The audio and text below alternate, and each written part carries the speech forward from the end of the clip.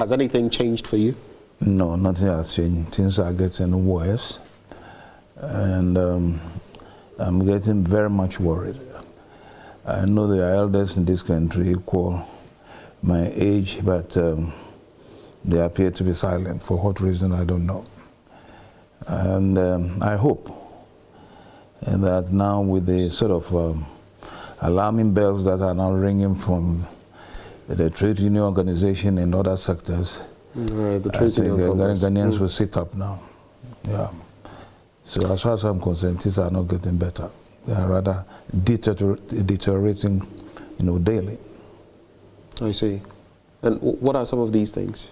I mean, you referenced the Trade Union Congress on Galamsey. We'll get to that, but just give me a brief, a bird's eye view of some of the things you see that are so worrying for you. My main concern at the moment is the EC. And I've said it on other platforms, that we are not careful. If this nation is not careful, the EC will lead us into destruction. You mean the Gene Mensa? Oh, yes. And his people. There's one Tete there and another one, but what was the name? I've forgotten that other chap. Now, the sort of pronouncements they come out with, you ask yourself, are these people really qualified to be in that seat?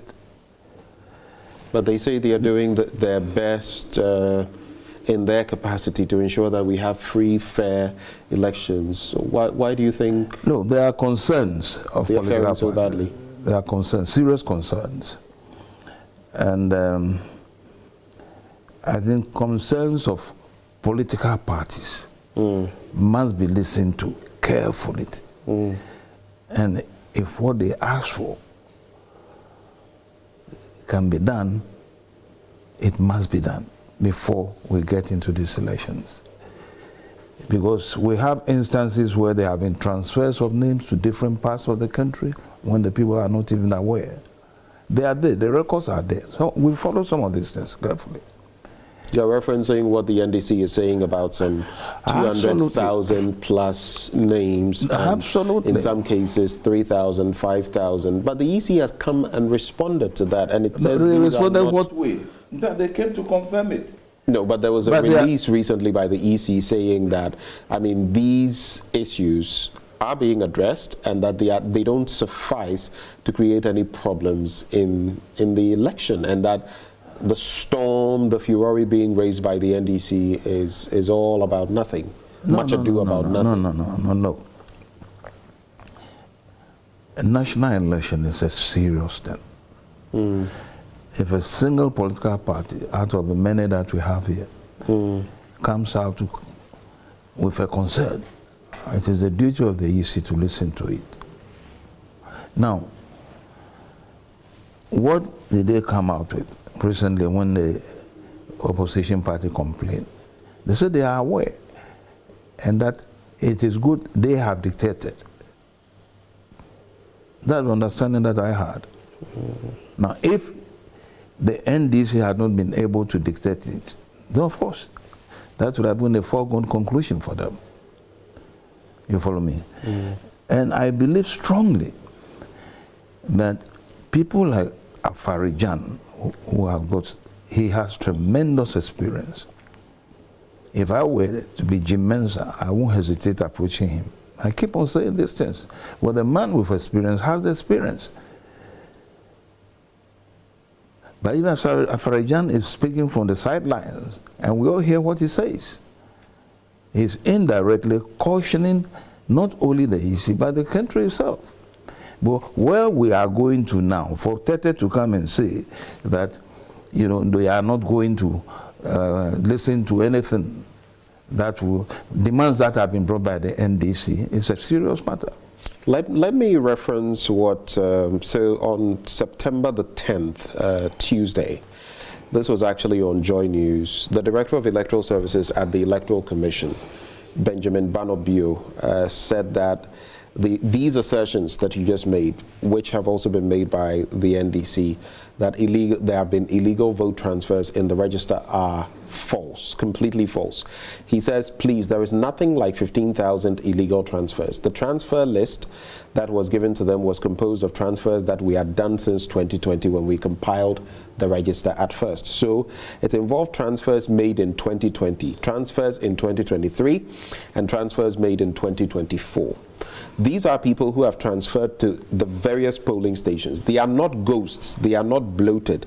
They are in the register. Yet we have a list called transfer list, and this time around we captured since the register was made, that is 2020. They, that is the NDC, raised the issue, and we told them that it involved transfers since 2020.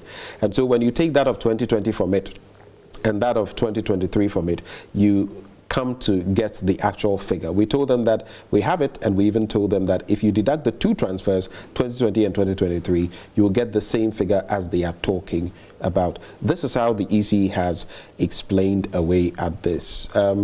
Convinced? I'm not convinced. Are you convinced with such an explanation?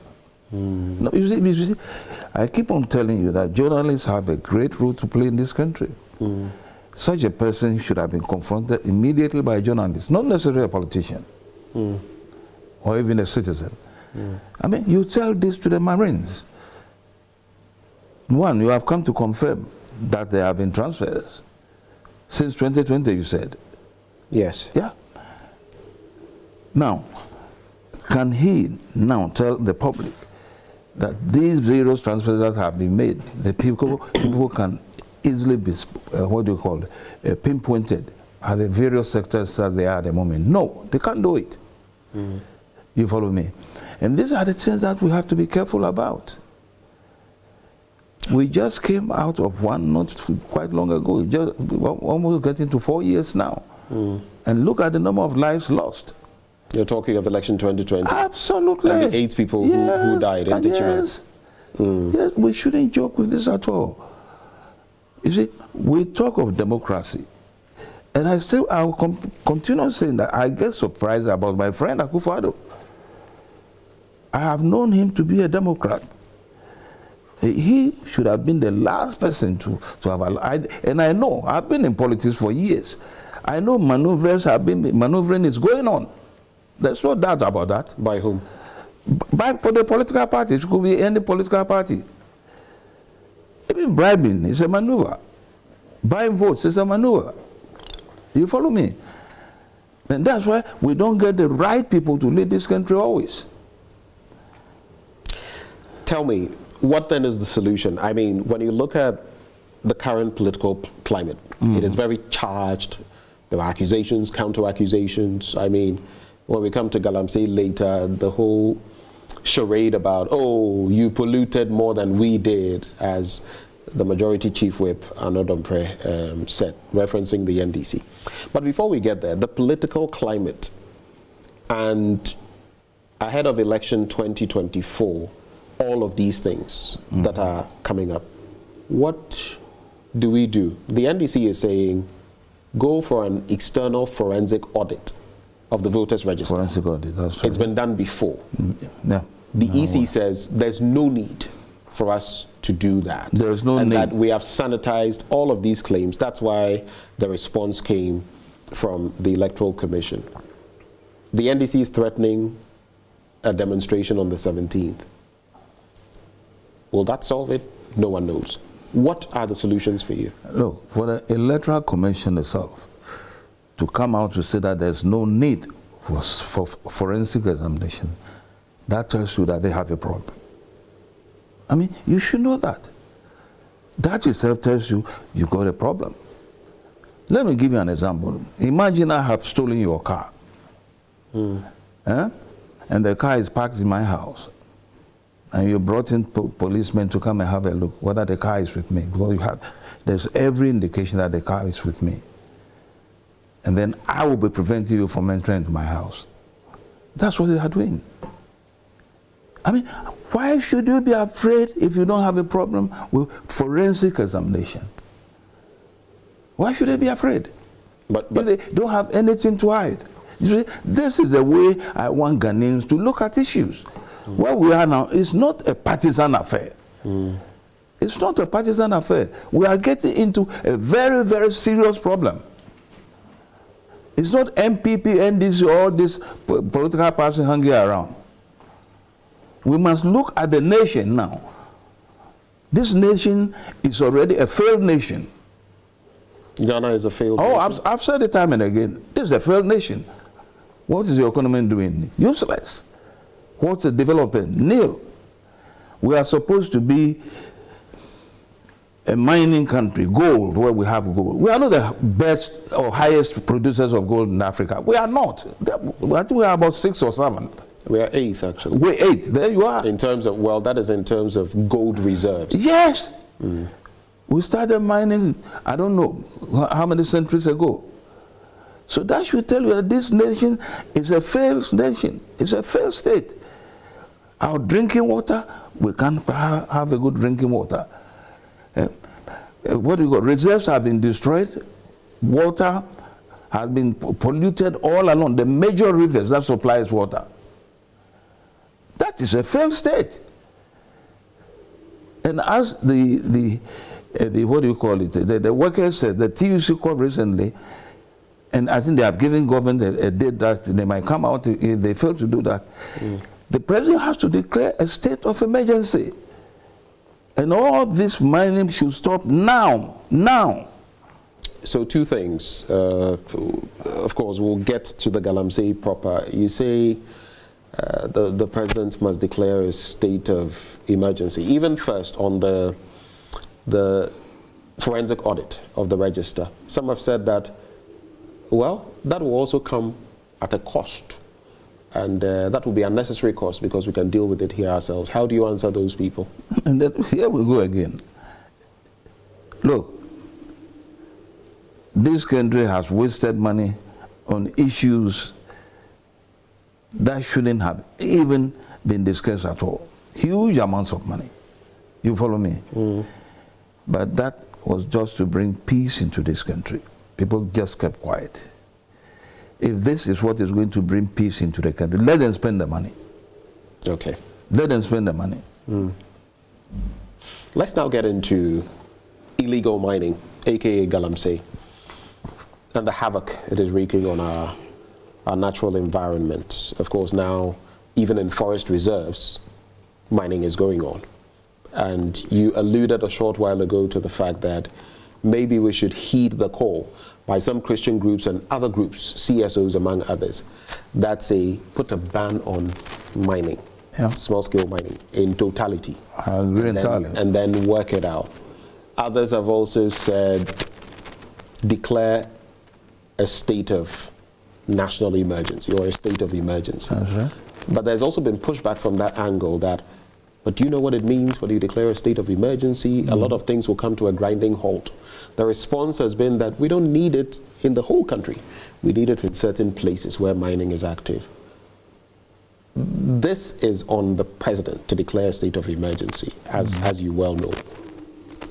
If you were president, would you do it? And why do you think President Akufo-Addo should go ahead and do that? No, when the situation is getting that worse, you see, as I talk to you now, I just saw it on the news, the news bulletin, that new galamseys have gone into some forest areas now.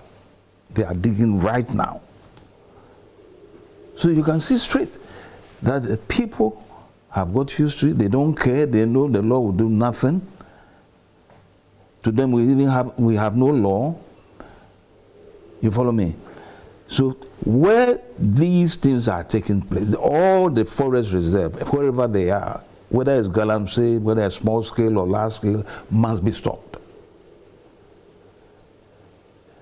If, what do you call it, mining is not taking place in Greater Accra region, there's no need for emergency here. But the areas where the active mining is taking place, all this must be halted before we can take off again. But if we leave it, and we talk about giving policemen and some, what do you call it, cadres to man certain places, we are just wasting our time. It's been done before. That will never work. We have to be serious now. Lives are now involved. We have a lot of deformities through birth and a whole lot of issues. Certain cases that normally don't even come at all to this hospital, I'm being seen now. Kidney cases have gone on the rise, liver cases, and all sorts of cases. You follow me? And we have such a polluted, look at the water itself. Look at it.